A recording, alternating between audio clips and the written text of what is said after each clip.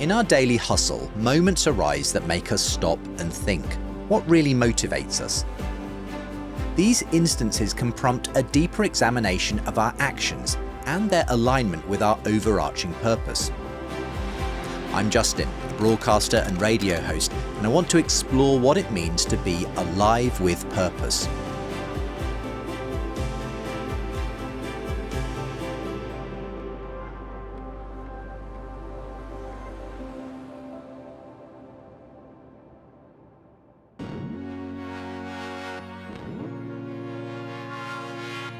In this series, we explore the transformative power of Jesus, a figure whose resurrection marks a cornerstone of faith and the promise of new life. The shift from aimlessness to finding purpose in Jesus underscores the core messages of this series. Jesus is alive. His presence enables us to truly live now and assures us of a future that lasts beyond this life. The story of Saul in the Bible always makes me ponder my own journey towards finding meaning and purpose. It's a strong reminder that we can still find our genuine path, even if we begin by heading in the wrong direction. What captures my interest about this shift is its tie to something much greater, the power of the resurrection of Jesus. The biblical account is as follows. Now, as he was going along and approaching Damascus, suddenly a light from heaven flashed around him. He fell to the ground and heard a voice saying to him, "Saul, Saul, why do you persecute me?" He asked, "Who are you, Lord?" The reply came, "I am Jesus, whom you are persecuting. But get up and enter the city, and you will be told what you are to do." Saul got up from the ground, and though his eyes were open, he could see nothing. So they led him by the hand and brought him into Damascus. For 3 days he was without sight and neither ate nor drank. Now there was a disciple in Damascus named Ananias.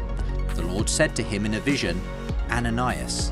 He answered, "Here I am, Lord." The Lord said to him, "Get up and go to the street called Straight, and at the house of Judas look for a man of Tarsus named Saul. At this moment he is praying." Saul's life changed dramatically on the road to Damascus, where his name was changed to Paul. Following this, he emerged as one of the most influential Christian leaders of all time. Formerly a devout Jew, fiercely committed to defending Judaism, Saul's encounter challenged his beliefs. I'll be chatting with Andrew, a theologian and author, about how our search for purpose and meaning connects with this journey. So could you take us into the backstory of Saul? Tell us a little bit about what led up to that dramatic moment we all know about on the road to Damascus. Yeah, Saul was his birth name, we think, don't we? And he was absolutely devout Jewish person, not just Jewish ethnicity, but fervently being raised in and taught and learning the Jewish scriptures, and then making it his life's mission to defend Judaism. Various threats existed at the time of Saul, including Roman occupation. But then within that Roman occupation, there was this new sect, the people of the way, as they were called, or the Christians. These Christians believed that the Messiah, the fulfillment of everything Paul's passionate about, was nailed to a Roman cross. So the sooner this sect is hunted down and wiped out, from his point of view, the more secure his people can be, the Jewish people. And yet he would go on to become one of the best-known Christian communicators, evangelists in the world. So tell us what happened on that fateful day. What happened to Paul is this sort of archetypal 180-degree switch. It's like he's going down the road to Damascus to persecute Christians. He ends up arriving in Damascus, I suppose, as a very confused but early Christian, you know. And what happens is that Jesus appears to him. And we see, it seems like Paul understands this to be a real appearance, not just a sort of vision or a dream. And in that moment, I mean, the synapse connections in Paul's brain must have been going absolutely crazy, because he's hearing the very thing that is the opposite of what he is hell-bent on believing. He's meeting the one who he thought was just a myth and a lie. Yeah. this obviously generates a huge change in Paul's life, Yeah. in his vision, his direction, his purpose. Just describe some of the transformation that happens, not just in that moment, but ongoing in Paul's life. Yeah. Well, I think the name change is often in the Bible representative of a person change. You know, it's a personality change. This is no longer that person, it's a new person. That's how radical I think the change was for Paul. He goes on to become a great scholar and preacher of Christianity. It was Paul who spearheaded this idea that if Jesus is the risen Messiah, then it was actually always the case in the Hebrew scriptures, the Old Testament, that Israel's Messiah would be the hope of the nations. He's the most dominant figure in Christian history except for Jesus. So in meeting Jesus, the resurrected Jesus, Paul's story gets transformed. His previous purpose kind of gets redirected into this brand new purpose, if you like. How can that happen for us, I suppose? What lessons can we take from Paul in terms of finding purpose for ourselves? Obviously, most of us don't have the drama of a Damascus Road experience, literally. And yet there's something common about the invitation as well. Because even if Jesus doesn't physically appear to us, through the Holy Spirit, Paul is convinced that every human being can actually not just know facts about Jesus, but encounter him in their lives in some meaningful way. And I would always encourage someone, start with Jesus in the way that we do have access to him. So God has opened up a door of access, if you like, to the life of Jesus in the Gospels. There are 4 accounts of the life of Jesus in the Bible. I often think about Mark's Gospel, which is the shortest, and repeatedly there's this question like, who is this? And every human has to go on a bit of an adventure of sort of like, right, who do I think this is? And then maybe it's about reaching out in prayer, and maybe it's about reaching out to a Christian friend. You know, you ask, what can you do? Well, you can start with those simple little steps. But in the end, what was true for Paul, I think is true for us. What if it's not just that we're looking for God, but he's searching for us? And that if we will make our little steps, he will come to us. And that's what Paul had, and that's what we can have as well. Considering the eternal purpose found in the resurrected Christ, I'm still curious about how living with purpose translates into the practical aspects of our lives. And so I'm meeting with Rachel, who's a speaker, an author, and a pastor, to discuss this. Now, tell me, why are you so passionate about the idea of purpose? And what about the idea of purpose? I mean, are there different kinds of purpose when it comes to God and the way we live that out in our life? Purpose is the key defining bedrock that has literally helped me keep moving my life forwards. There are 2 aspects to think about when you think about purpose. I think there's a primary purpose and a secondary purpose. Primary purpose is our invitation to know Jesus. It's when you become spiritually alive through salvation. And we fulfill the Great Commission, which is loving God and loving people. Then the secondary purpose is outworking or fulfilling that purpose. So if you like, the primary purpose is what Jesus accomplished for us. The secondary purpose is what I can accomplish for him. So it's vocational. So it's really important that primary leads to secondary, because otherwise we're all just loving Jesus and loving each other and not helping others too much, using our gifts. But it's also really important that secondary is grounded in primary. Because otherwise, and I've been guilty of this, we can be busy doing all the good things, the right things, and it can lead to burnout if it's not grounded in taking time with Jesus and recognizing that he's the motivation for loving and helping others. Absolutely. I mean, I read a survey not long ago, which was really sad reading. It said that the majority of people feel like their life doesn't have a purpose. Yeah. I mean, what difference does that make, not having a purpose versus having the kind of purpose you're talking about? Well, I think what happens is they drift along trying to find something to fill that void, because we're all created with a purpose void to fill. And so they're looking for life, they're looking for direction, they're looking for meaning. So they try and find it in people. And sadly, the most wonderful human being will let us down. and they're hurt. They try and find it in medication, drugs, media. There's so many other things that they will look to try and find that sense of purpose. And sadly, we can be constantly looking to please others, be like people we admire, rather than being the unique person that they were created to be.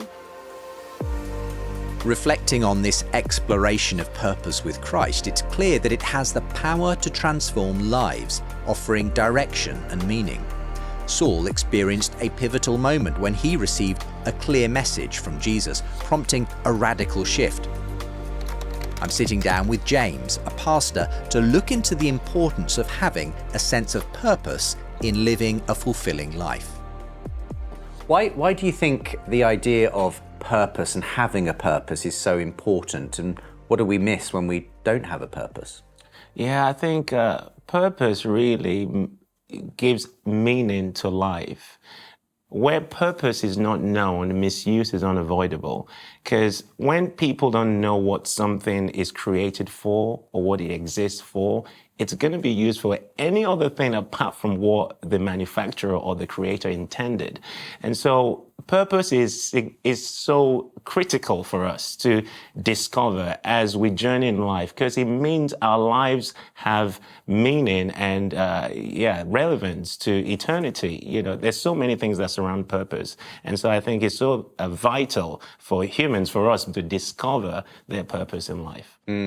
But finding our purpose and the thing God intended us for, I guess that very much comes through in the story of Paul. Tell us about sort of how you see that story. What happened to Paul when it came to the way his purpose got redefined in that moment? And how does that apply to us? Yeah, because we were created by God, He knows exactly what He created us for. And we will not discover the fullness of our purpose without discovering God. And Paul was doing other things that were probably aligned with things he was passionate about, his giftings, but he didn't really step into the fullness of his purpose until he encountered God. Paul was so deeply, profoundly impacted by his encounter. It shifted everything about him. That's the power of purpose. That's the power of encountering Jesus. How does that relate to us? Because I guess, you know, if someone feels that they have had an encounter with the risen Jesus, what should that look like then in terms of, it may have been a great experience, but what should their life go on to look like when it comes to purpose afterwards? I think if we've really encountered Jesus, there will be a manifestation in our lives, in the way we live. So for me, for example, there are things I thought I was going to do in my life. I wanted to be a pilot. I wanted to do all sorts of things. And, you know, thank God I never end up doing those things, because that wasn't really what I was called to. But as I started to draw closer to God, some of the encounters I had with God brought clarity to who I was called to be. And as I encountered God, it became clear to me that I was called to do what I'm doing right now. Now, that doesn't mean I had all the details of it, but I got a sense of what direction I had to start facing. As I contemplate going through the journey without all the details, I'm fascinated by the ways individuals navigate their paths. We may think we've found our purpose, only to have our perspectives reshaped by an encounter with the risen Jesus. I'm meeting with Ty to discuss just that. I actually fell in love with football about 7 years old. I put a lot of things aside. I sacrificed a lot of time with friends, and I spent a lot of alone time basically just beating on my craft and trying to get better and stronger, faster, all these things. And focusing on football. Football became everything to me. And I always thought when I reached the goal that I would be satisfied, I would be filled, or that gap in me, the empty space would be settled. But every time I reached these moments, I would be upset about it, because I reached those moments, and after all the hard work, after reaching what I thought would fill me, didn't fill me. And that would drive me to going off and doing things like parties and drugs, alcohol, things like that. And this again left me empty. So I would run back to football. And again, I worked really hard. And one day I went for a walk. I have no clue why I done this. I believe it's the work of God. I downloaded the Bible app, and I didn't know where to start, didn't know what to do, never opened it before. And I just said, John, what a moment for me. My usual 20-minute walk probably took me about an hour and a half because I wanted to listen to the whole thing, and I just couldn't help but think, who is this man and why has nobody told me about him? Why has no one said anything?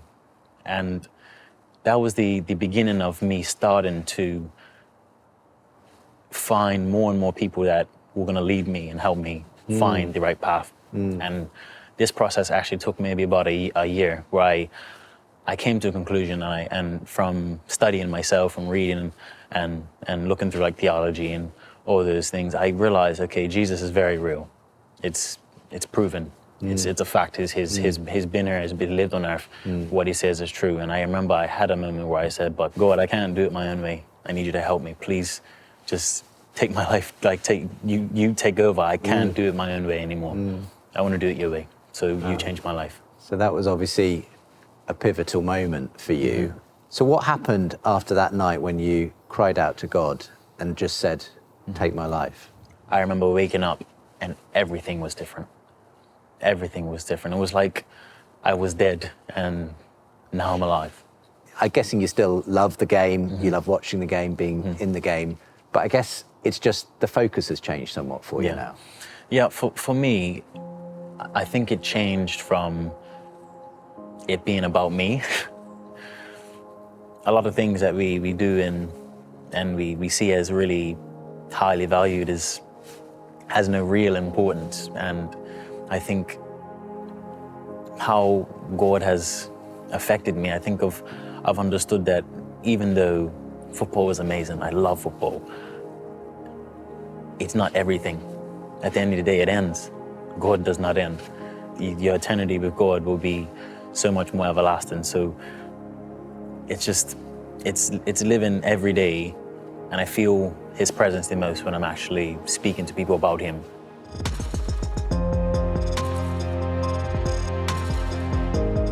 Now it's clearer than ever that my life's purpose is intricately woven through these moments of divine guidance. Even when I'm uncertain about my direction, a moment with Jesus can bring clarity and a sense of purpose in an instant. In the example of Jesus, I find strength and unwavering guidance. His resurrection isn't a distant marvel, it's a daily, tangible presence that molds my choices and actions. As I embrace this journey, I'm inspired by the change Saul experienced. My purpose, guided by the path Jesus has shown, goes beyond simple fulfillment. It's a journey towards a life of meaning, where I can truly live in the now and look forward to a future in his everlasting presence.